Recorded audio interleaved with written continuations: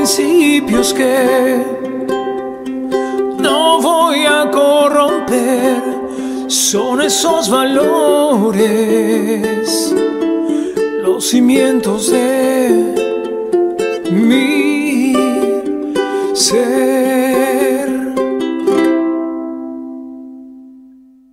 Muy buenas noches para todos, buen momento para quienes miran en diferido. Mi nombre es Nicolás Guzmán, me encuentro con Luciana Hidalgo, con su grata presencia. Esto es la Agenda del Pueblo, una vez más. Acá estamos. Lu, ¿cómo estás? Bien, Nico, buenas noches a la audiencia también.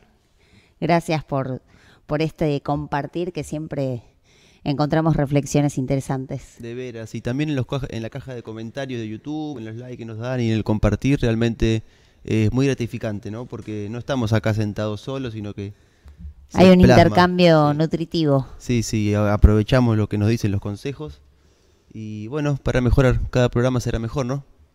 Así es, Nico, yo sigo reflexionando sobre esto que hablábamos de la participación.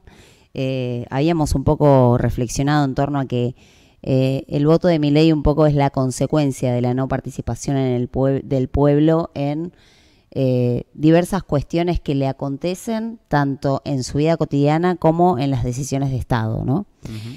Quería recordar que para crear el segundo plan quinquenal, Perón convocó al pueblo a enviarle cartas, ¿no? Y que es muy emocionante. Si quieren buscarlo en el canal, creo que ese encuentro, hay todo un archivo al respecto. Y vos sabés que había niñas de 10, 11 y 12 años que enviaban cartas pidiendo una plaza. Claro. ¿No? Y que es eso, lo mismo que Evita. Le vamos a mandar un abrazo al compañero Pablo Tello, que encontró este archivo de Evita anunciando la creación de escuelas club. Ah, mirá vos. Entonces fueron todas herramientas que ocurrieron, que se ejecutaron en la época del peronismo y que generaron participación real del pueblo, Así ¿no? es. Había un compromiso por querer mejorar la participación en la generación de comunidad, y que es totalmente distinto a lo que ocurre hoy, ¿no? Donde hay una preocupación por los likes, las vistas. Es como que se genera ahí una realidad paralela. Likes y vistas sobre temas que no tienen nada que ver con la política, ¿no? Totalmente. Yo creo que ahí hay algo para mirar en cuanto a cómo tomamos esta virtualidad, que una cosa es compartir, reflexionar, generar interrogantes para ver cómo encontramos soluciones, y otra cosa distinta es estar midiendo algo que pocas veces sabemos si es real. Digo, si lo virtual o lo tecnológico no es una salida viable, por ejemplo, en los sistemas de votación, uh-huh, ¿por qué lo es en la vida cotidiana? Claro. ¿Qué es lo que uno lo hace creer que porque tengo 200 likes, no sé? No, bueno, esa es parte, ¿no?, de la globalización, ¿no?, y de la competencia que tenés al alcance de tu mano permanentemente. Pero sobre estas niñas que vos contabas que pedían la plaza en las cartas en la época del segundo plan quinquenal, son quienes se comieron 18 años de proscripción y que seguramente después sufrieron el ser peronista en la dictadura cívico-militar del 76, quienes habrán crecido con gente que no creció con ellos, en un momento se les fue, torturadas, secuestradas, detenidas, desaparecidas, y ahí es donde se cortó, ¿no?, en la participación política de la sociedad. ¿Cómo le explicas a la sobrina de esa niña o de esa familia que le pasó esa situación tan espantosa? Sí. Y uno no quiere que a su hijo, a su nieto, a alguien que quiere le pase lo mismo, corra el mismo riesgo. Sí, yo creo que quedó ahí como impreso en la participación política, incluso esa proscripción de 18 años. Sí. Porque anterior a eso había una participación de querer mejorar el sistema en el que se vive. Siempre decimos que cuando dicen quiero cambiar el mundo no lo podés cambiar. Podés cambiar a lo sumo el sistema o cosas creadas por el hombre. Lo que quieras cambiar creado por Dios genera un caos aún mayor de lo que se vive. Entonces, antes de la proscripción del peronismo, lo que se vivió fue una intervención del pueblo para mejorar ese sistema en el que se vive. Uh-huh. Posterior a esa proscripción, se vive la participación política, porque no es que no hay, pero hay una participación que tiene un límite, y un límite a mejorar ese sistema en el que se vive. Entonces hay como un nivel de resignación. A ver, volvemos a tocar el tema de que nos cruzamos con un montón de gente que peina canas, que te dice, no, este país no lo arregla nadie, esto es una porquería, y vos decís, pero los jóvenes necesitamos esperanza. No, y aparte, esa persona ha chocado con la misma piedra ya 3 veces, 4 veces. Yo tengo 26 años, es la tercera vez que Sturzenegger está a punto de arruinarme un par de años más, ¿viste? Lo leí como comentario. Fue un chiste. Una reflexión que hizo. Es un chiste, pero a la vez no es un chiste, ¿viste? Es como que... Imagínate esa persona que peina canas. Sturzenegger ya es la tercera, y el padre de Sturzenegger ya lo habrá boicoteado 3 o 4 veces más, ¿viste? Por eso digo que hay algo fundamental acá, que es cómo recuperar el poder que tiene el pueblo, de su vida cotidiana, de lo que le ocurre cotidianamente. Por eso traje hoy un libro de Emilio Comar, que es un curso de metafísica, ¿sí? Que se hizo en 1972-1973 y se llama Participación y Presencia. Uy, está riquísimo el mate. Habla de el compromiso, habla de un montón de cuestiones, porque creo que es fundamental ver cómo recuperamos. Digo, esto de la virtualidad genera como una realidad paralela que baja absolutamente la energía para poder generar comunidad. No vamos a poder dar vuelta a esto si no construimos comunidad, en tanto que cuando construimos comunidad nos tenemos que relacionar con otro que es distinto. Dialogar, entendernos, respetar la esencia particular del otro. Son un montón de componentes que hoy uno, cuando tiene que sociabilizar, se da cuenta que es muy difícil. Sí. Porque el otro viene queriendo que uno sea el otro. Nunca vamos a ser el otro, siempre vamos a ser lo que somos. Sí. Podemos modificar conductas, ¿sí? Estilos de comportamiento que no son lo mismo que lo que uno es. Una cosa es lo que somos y otra cosa es el comportamiento que adoptamos delante de determinadas situaciones. Los comportamientos sin duda que pueden ser modificados y mejorados. Para eso necesitamos una comunidad sólida. Y para construir una comunidad sólida necesitamos saber cuáles son esos componentes que hacen que una comunidad sea sólida. Porque Comar justamente dice, la moda es asesina. La masificación, la cosificación de la persona no nos lleva a un puerto virtuoso. Entonces, reflexionar en torno a estas cosas, de cómo nos relacionamos con la virtualidad, de cuál es el lugar que le damos en nuestra vida cotidiana, si no caemos en lo mismo que Milei. La realidad es la virtualidad. No, y comer chori es ser peronista. O ser peronista es ir y comer Juntar chori. Gente es ser peronista. Por eso me pareció tan importante traer esto de Emilio Comar, porque si no caemos en situaciones que no... ¿Cuántas anotaciones que tenés? Sí, tiene Emilio Comar, que ya no está, tiene la virtud de generar esto, ¿no? Que señala un montón de citas, ya se darán cuenta por qué. Y acá hace una reflexión sobre los años 67 y sigue avanzando, y en un momento dice, la sociedad está asustada no por un enemigo externo, sino por el interno. Todavía no apareció un gran autor intérprete de este tipo de crisis. Pero todo lo que dijo Sartre sigue vigente porque la gente experimenta la incomunicación, el solipsismo. ¿El cómo? El solipsismo, o sea, vivimos en soledad.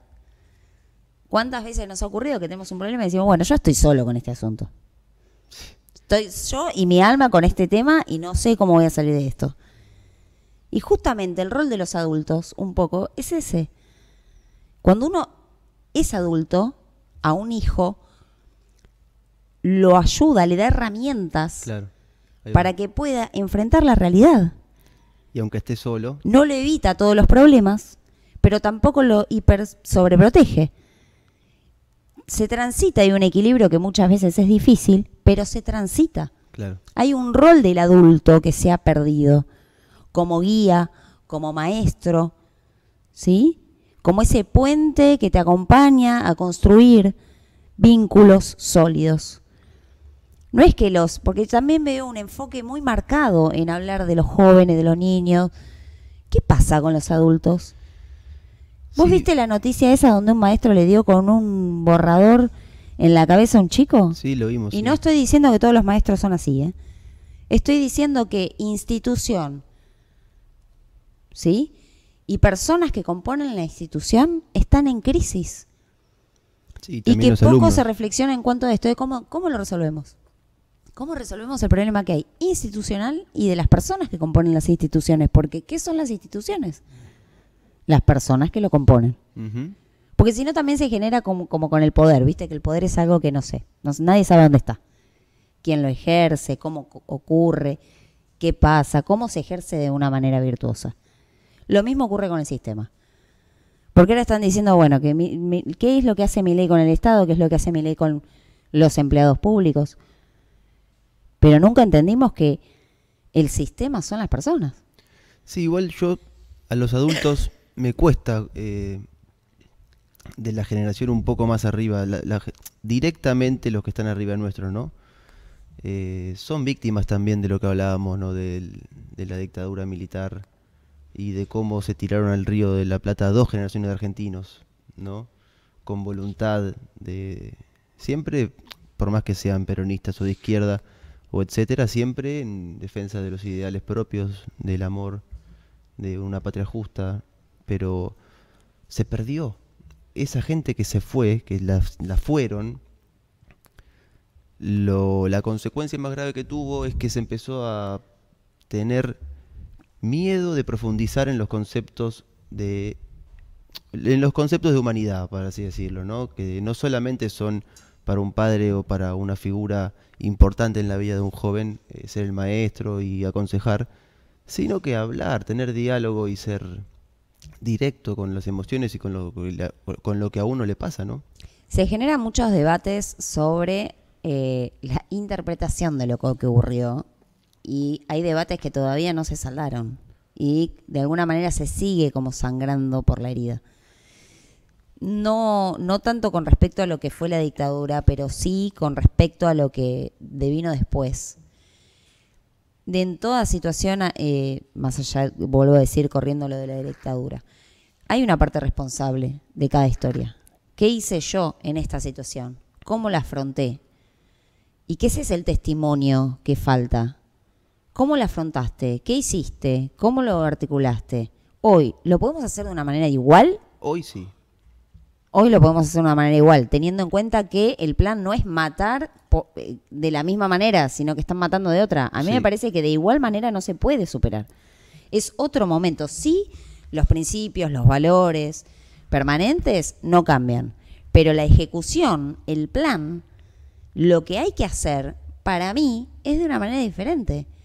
Lo vemos con los compañeros, cuando hay que hablar, cuando hay que dialogar, hay muchísima dificultad. Hay mucha dificultad.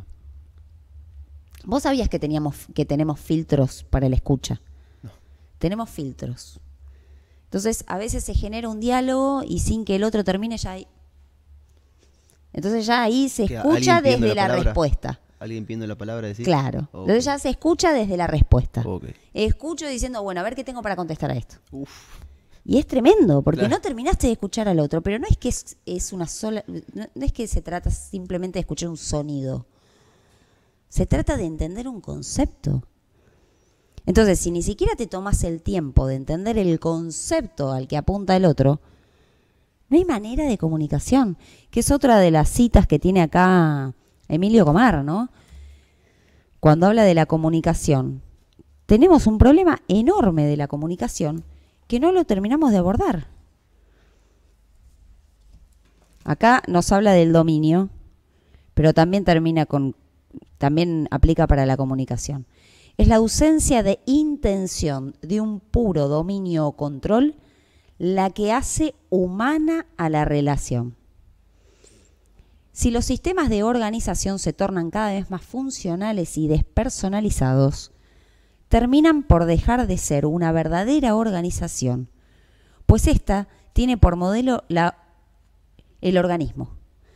Si todo se hace según el modelo del mecanismo, entonces la organización llevada al extremo mecaniza, no organiza. Las cosas no son orgánicas, no se establece una relación orgánica, sino mecánica. ¿No? Esta es una de las cosas que nos dice Emilio Comar, que también funciona para la comunicación, porque uno ya se arma un sistema de cómo se relaciona y se vuelve mecánico en vez de humano. Y después automatizado. Exactamente. Sí. Y a veces duele ver esa automatización. Totalmente, porque no hay persona en esa automatización. Dice, vemos claramente que es imposible hablar del corazón si no hay profundidad. Que no tiene sentido hablar de la verdad y la mentira, de lo justo y lo injusto, de la amistad ni de la seriedad. Sin profundidad, dijo en la primera estrofa. Esto que sigue es algo muy central en todo lo que en todo lo que ha predicado Emilio Comar, que dice, a diferencia de esto, el psicoanalista y clínico alemán Schilder tiene un pasaje en una de sus mayores obras que se llama Imagen y apariencia del cuerpo humano, que dice así: a todos nos gusta jugar, pero todos sabemos que la vida no tiene sabor si no hay compromiso serio en profundidad. Y cómo nos cuesta también ese equilibrio, ¿no? Entre lo que es gracioso, juego y qué sé yo, y la profundidad que se necesita para afrontar la vida. Sí. Porque esto que decimos que le pasa a los que peinan canas, ¿sí? Que nos dicen que este país no lo arregla nadie, no es cualquier cosa. Si vos se lo decís a alguien que está atravesando por una depresión grande. Sí, es peligroso. Es algo muy profundo. Estamos hablando del sentido de nacionalidad. Sí. Si este país es una porquería y no hay nada para hacer, ¿qué vamos a hacer los jóvenes acá? Después, por otro lado, se quejan de que todos los pibes se van al exterior. Bueno, a ver, ¿cuál es la actitud que uno puede adoptar desde su lado para que esto sea diferente? Y de esto estamos hablando. ¿Cuál es la participación que podemos tener para que esto sea mejor? Porque si nosotros no miramos a nuestro interior y revisamos qué es lo que nos ocurre y qué tenemos para aportar desde lo profundo. ¿Qué es lo que nos pica, por así decirlo también? Exactamente, claro. ¿Qué es lo que te inspira? Claro. ¿Qué es lo que te da? ¿Qué es lo que te motiva? Estamos hablando de peronismo, estamos hablando de justicia social. Bueno, las raíces de ese peronismo son las sólidas. Bueno, volvamos a mirarlas, volvamos a ver hasta dónde han llegado, qué es lo que han construido, cuánto de eso quedó sólido. Todavía aquellos que tienen trabajo en blanco cobran aguinaldo, tienen vacaciones, tienen obra social. Digo, eso lo creó el peronismo. Y te digo más, hay todo un plan muy siniestro en el periodismo argentino con respecto al peronismo. Porque a cualquier cosa le dicen peronismo y a cualquier cosa le endilgan en 2 minutos todos los errores y todas las cosas. Hace mal algo Milei y ya automáticamente no, pero al peronismo le decían, discúlpame, a la socialdemocracia, al neoliberalismo y ahora al anarcocapitalismo o a todos los inventos de nombre que... Pero el peronismo es la única salida que tiene la Argentina para ser un país digno. Y el pueblo lo sabe. Ahora han prostituido hasta la palabra peronismo. Libertad. Hasta la palabra libertad. La libertad de seguir haciendo negocios y decir que los negocios los hicieron los otros. Sí, hasta nos roban el simbolismo de la palabra libertad. Que es... Esto no se resuelve con un plan.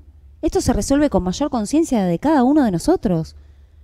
Nadie va a poder meterse en el interior de las personas y generar una transformación. Claro, es que a través de la participación real es que se genera el compromiso, el diálogo y se va a poder hacer una transformación verdadera. Sí. Si no es a través de la participación, no se va a lograr. Porque ahora están diciendo, bueno, ¿cómo hacemos con la corrupción y con esto y con aquello? No te vas a poder meter adentro de las personas. Pero participación no tiene por qué ser un militante político y dejarte tu vida a la causa que vos más Por supuesto que no. También es participación real en tu familia, claro, lo que vos en el club de barrio. Eso también en la fila del almacén. Absolutamente. En la vida cotidiana. En la cotidianidad. Saludamos a los vecinos, le decimos buenas tardes. ¿Tenemos un mínimo de diálogo con la comunidad que nos rodea? Claro. Y es esa la participación. Es muy importante entender esto de que no va a poder ser desde afuera la transformación. Por eso cuando Emilio Comar dice, bueno, la persona le tiene miedo al enemigo interno que tiene en sí mismo. ¿No? Evita hablaba del espíritu oligarca, ya ahí lo estamos llevando al extremo. Pero me amo, no me amo, atiendo a mi familia. Es verdad. Digo, ¿qué siento por mí? ¿Qué me digo a mí mismo? sanar el corazón del hombre argentino. ¿De qué se trata? Sí, yo igual, listo, siempre piensa mal y acertarás, pero es parte del plan global para todas las personas. Es que se piensa que por medio del algoritmo también vas a poder corromper a la persona, y la verdad es que no es así. Exacto. A lo sumo potenciás o no potenciás algo que ya está en la persona, o se creen que el algoritmo puede manipular. Digo, Nico, yo nunca tomé Coca-Cola y de lo que más hay propaganda en el mundo es de Coca-Cola. Entonces, no me vengan con que el algoritmo te hace hacer, porque es lo mismo que la concepción que tienen algunos cristianos del diablo. El diablo te posee y te hace hacer. Mira, yo elijo. Dios nos dio el libre albedrío. Cada uno de nosotros elegimos. Nos hagamos cargo de esa elección o no nos hagamos cargo. ¿Sí? Porque uno a veces dice, bueno, a ver, yo no puedo elegir en esta situación. Bueno, si me doy cuenta que a mí se me va de las manos, ¿soy capaz de pedir ayuda? ¿Qué tengo yo? ¿Qué conversación interna tengo yo con el hecho de pedir ayuda? ¿No? Porque si puedo decir todas estas cosas es porque las he trabajado en mí, lógicamente. No es que venga acá a decir, ay, chico, por favor. Y después no pido ayuda. No. Me ha llevado inmensa cantidad de años, a pesar de que tengo 35, trabajar estas cuestiones. ¿Qué conversación interna tenemos con el hecho de llorar? Con el hecho de las emociones. ¿Las podemos expresar? ¿No las podemos expresar? ¿Entendemos cuál es el papel de las emociones en la persona humana? Digo, si no somos capaces de conocer verdaderamente a la persona humana, tan omnipotente nos vamos a creer de que sabemos el algoritmo, cómo se gobierna, cómo esto, cómo todo. Es que en realidad sí, ahí está la paradoja, ¿no? Nos creemos Dios. La hipocresía, sí. Y no somos Dios. No nos conocemos ni a nosotros mismos. La salida está en conocernos a nosotros mismos y saber cómo hacemos. No es una cuestión de ser mejores o ser peores. Ser, existir. Bueno, yo quiero construir una casa. Bueno, ¿cómo se hace para construir una casa? Porque si no, después es como que, bueno, cualquier cosa se puede hacer de cualquier manera. No.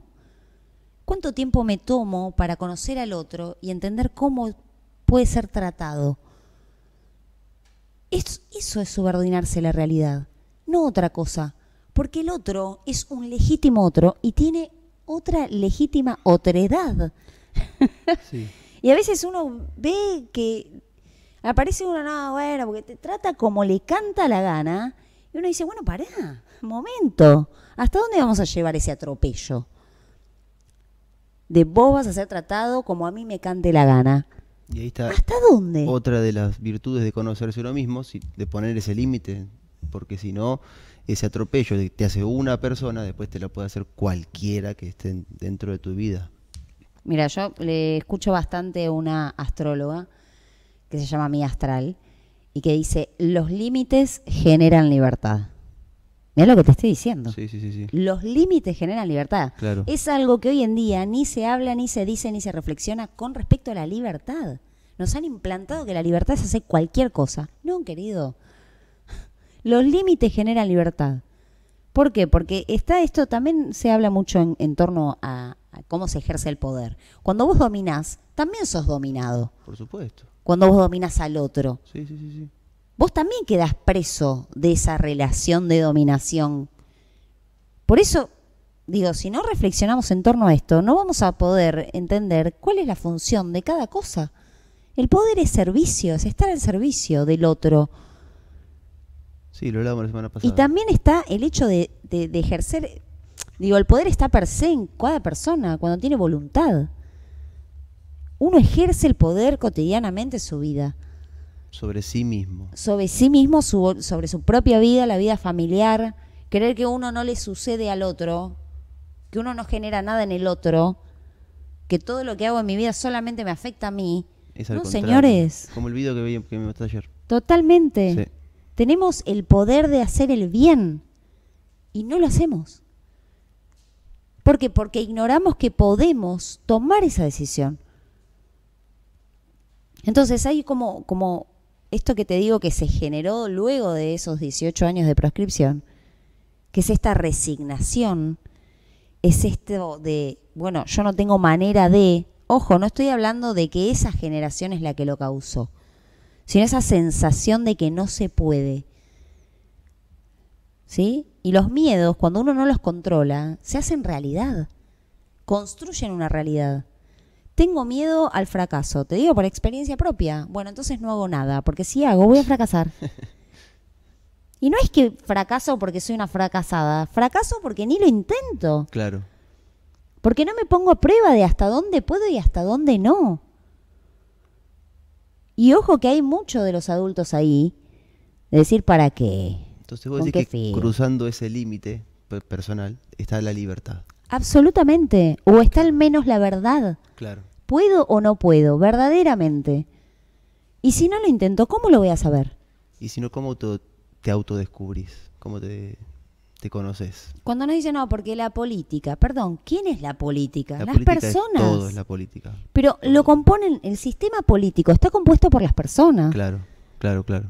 Entonces hay ahí algo por hacer.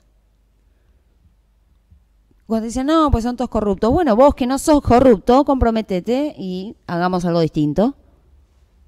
Y demostrá que se puede hacer sin corrupción, y sin cobrar, sin esto, sin aquello, sin lo otro. Pero es posible.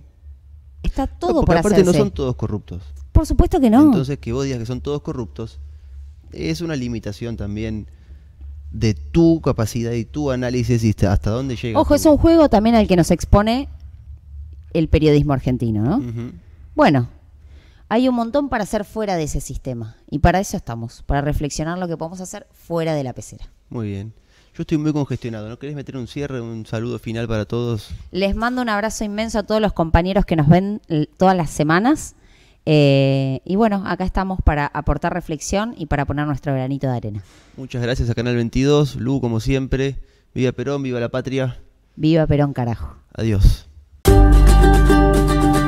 Tengo principios que no voy a corromper. Son esos valores, los cimientos de mi ser.